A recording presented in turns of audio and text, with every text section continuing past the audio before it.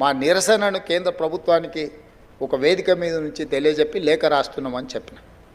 కేంద్ర ప్రభుత్వం జరిగిన తప్పును సవరించుకొని భవిష్యత్తులో అయినా సరిదిద్దుకుంటుందని నేను భావించిన.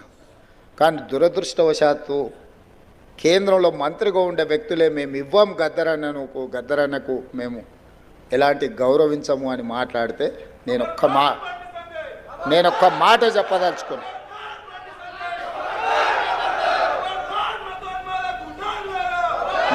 మాట చెప్పదలుచుకున్నా. మళ్ళొక్కసారి మీరు మీ పార్టీ గద్దరన్నకు వ్యతిరేకంగా గద్దరన్న గౌరవాన్ని కించపరిచేటట్టు మాట్లాడితే మీ పార్టీ ఆఫీసు ఉన్న ప్రాంతానికి గద్దరన్న పేరు పెడతా. మీ పార్టీ కార్యాలయం అడ్రస్ రాసుకోవాలంటే గద్దరన్న గల్లీ అని రాసుకునేటట్టు చేస్తా బిడ్డ మిమ్మల్ని. మీరు అనుకోవచ్చు ఏం చేస్తాడు ముఖ్యమంత్రి, అవార్డులు మా దగ్గర ఉన్నాయి కదా, పద్మభూషణ్ పద్మశ్రీ ఇచ్చేది మేం కదా అనుకుంటున్నావు. కానీ నీ పార్టీ ఆఫీసు గద్దరన్న రాష్ట్రంలో ఉంది, ఆ సంగతి మర్చిపోవద్దు.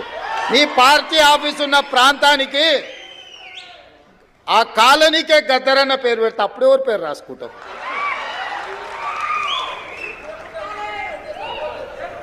ప్రతిదానికి మా దగ్గర మందుంది స్వామి.